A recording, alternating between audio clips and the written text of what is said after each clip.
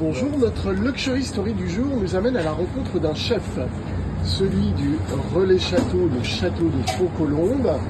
Et nous allons à la rencontre de monsieur Marc Fontane. Bonjour Marc Fontane. Bonjour monsieur Icon, bienvenue dans nos cuisines. Très bien. Alors, vous êtes à la tête depuis 4 mois, je crois, du restaurant gastronomique et de la restauration en général au château de Font-Colombe. 5 étoiles, je rappelle, pour ce qui est de l'hôtel.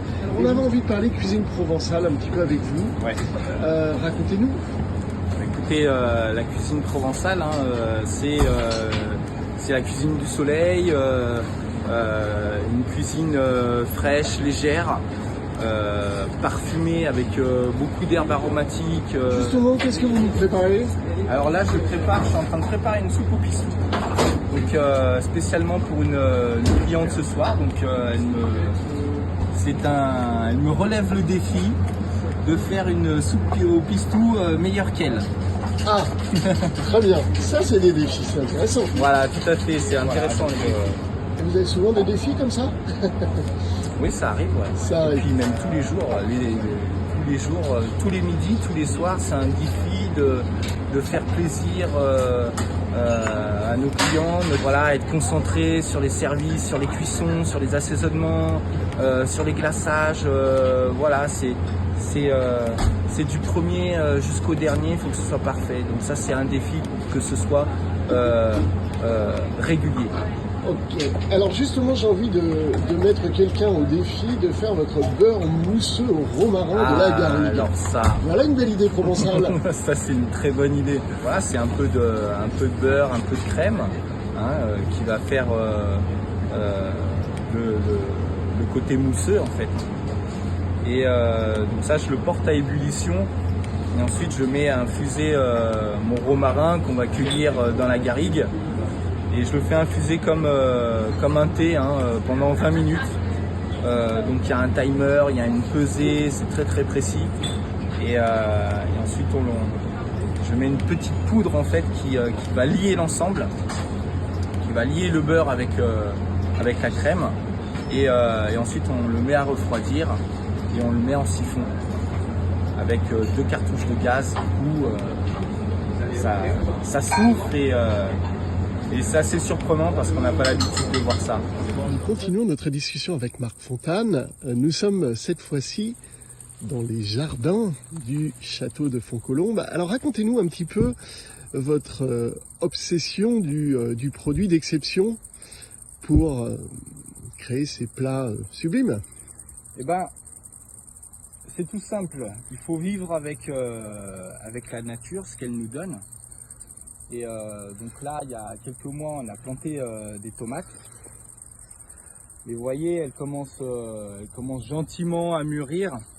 Mais là, le terrain, il est très très sec. Vous voyez, on ne les arrose même pas.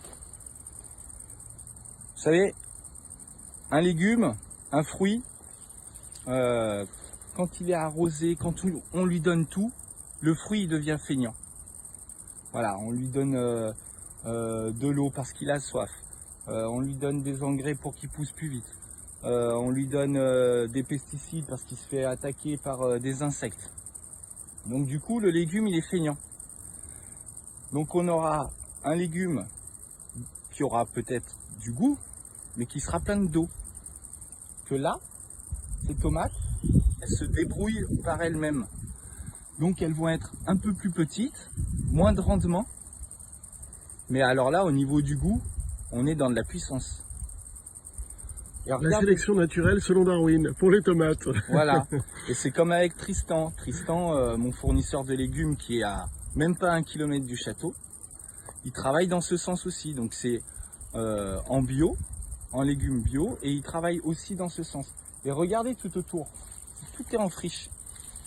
Donc là, on a plein d'insectes, les abeilles qui butinent, les papillons, tout ça. Et ben tout ça, c'est un écosystème et qui va servir aussi à nos plantes, à nos légumes, de combattre contre les insectes qui peuvent nuire à nos tomates. Alors, j'aimerais vous poser une question. Nous sommes dans un lieu exceptionnel. Mais vous avez dit, je ne choisis pas les lieux, je choisis les chefs.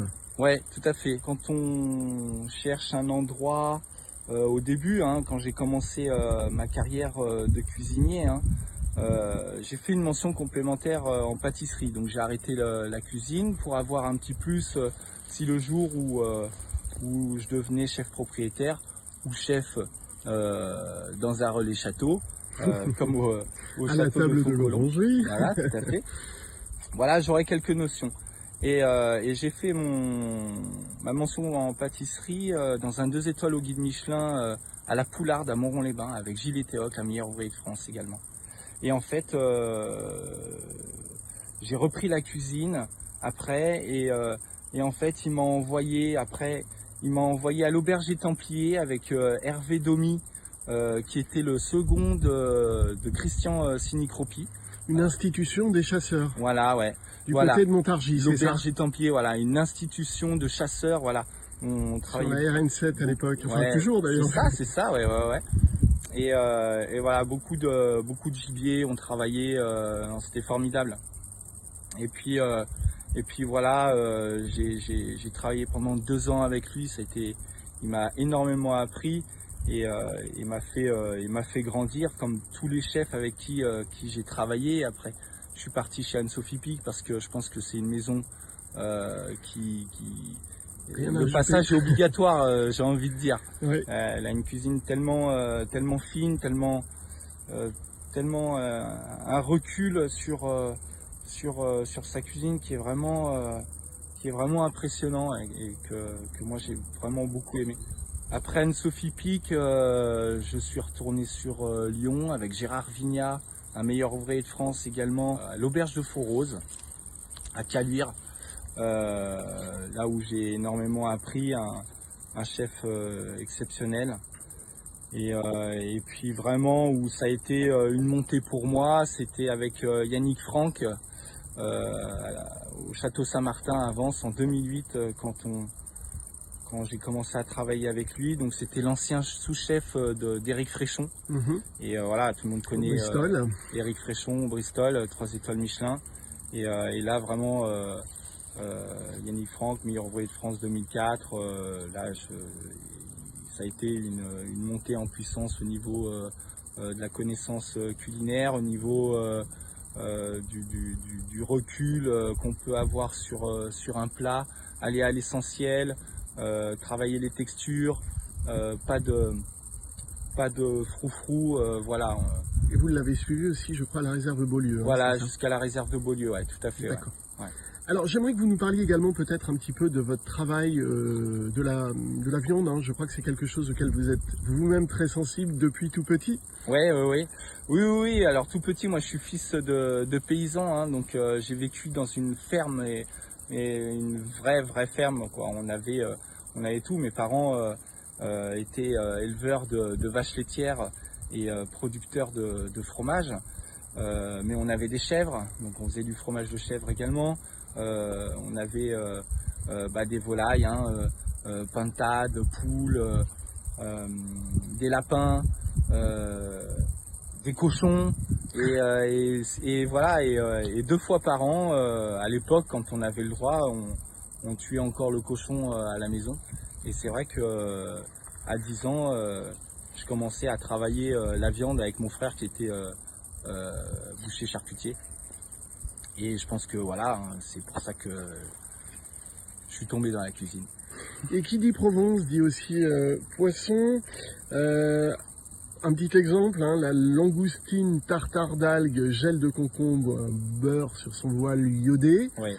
Alors racontez-nous un peu votre travail sur les poissons, les crustacés.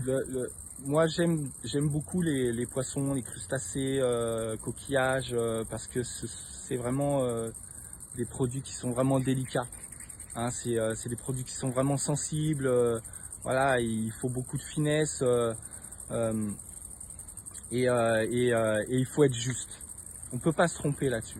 S'il y a une surcuisson, c'est pas bon. Cuisson d'un poisson, oui, Voilà, effectivement. c'est très important. C'est ça qui me plaît et puis c'est la beauté aussi du produit. Hein, Bien sûr. on a un fournisseur de poissons, Romain Parot, la grande poissonnerie à Aix-en-Provence, ils nous ramènent des poissons qui sortent de l'eau, quoi. J'ai jamais vu ça, quoi. C'est d'une fermeté, la chair est blanche, nacrée, non, c'est magnifique.